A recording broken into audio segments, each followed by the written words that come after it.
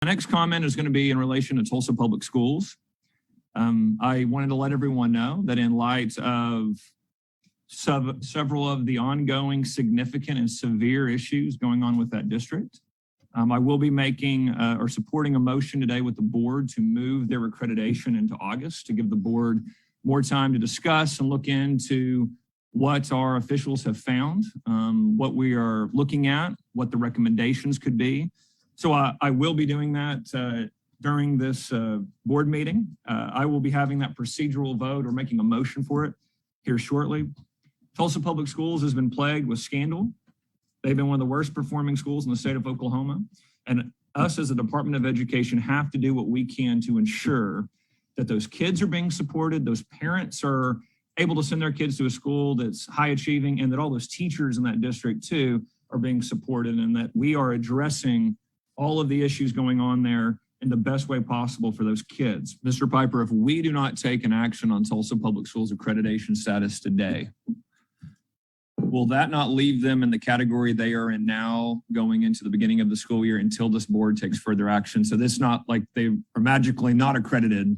They are just will remain in the status until we take further action. Am I correct in that understanding? That is correct, sir. This board has to approve an accreditation status change for there to be one. So board, you heard my kind of opening comment. I believe with the severity of the issues of Tulsa Public Schools, as we're looking into the misreporting that went on there, when we look around the embezzlement issue going on there as well, I feel like we need to be able to dig into these issues because of the severe nature and the impact it's having on those kids in that district, the staff of that district.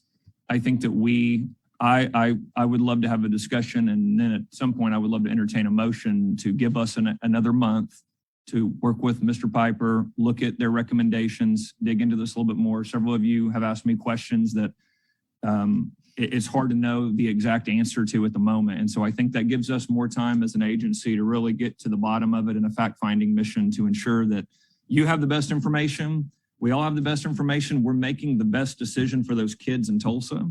And I just believe that more time with the issues this severe and unique. We haven't encountered something of this size with another district. That gives us a little bit more time to properly understand that before we would take a vote on their accreditation status. And thank you, Secretary or Superintendent Walters. Yes, I think for the importance of and the size of Tulsa, that we want to give Tulsa the greatest chance to make sure the communication on their side is provided to you and to this board, and for this board the chance to review, so that when we set out what appears to be the need for potentially a corrective agenda, that is well understood, very clearly communicated. And I think because of the importance of this decision, I'm very supportive of that delay, especially since we can communicate to the children and to the parents and the teachers and the administrators. Nothing is going to change for you guys going into this next school year, so don't fret over that. Am I correct in that understanding? Right. I think the clarity of this doesn't impact the start of school. Us taking no action is not an action. And I think, they're just for the clarity for them to understand that, and we've communicated that, and we will continue to communicate that, that us delaying this is just ensuring the right decisions made, because we also have to take our responsibility seriously as a board. We are vested the power of accreditation. Mm-hmm. And Mr. Piper and his team works very hard to go ensure that school districts maintain everything that they're supposed to do on their end. When we find someone that's out of compliance, I think we have to take the corrective steps to ensure that our districts are doing what they're required to by law for our kids. And so I think this gives us time to do it. I think we can continue to communicate clearly. This doesn't mean because we didn't vote on this today, this doesn't mean you lost accreditation. This doesn't mean there's a delay in school. It doesn't delay any type of services. So we will continue to communicate that out. And I think that that's just important context as we look at potentially doing that.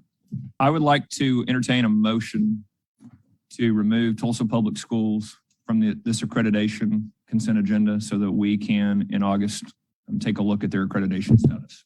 So moved. I'll second.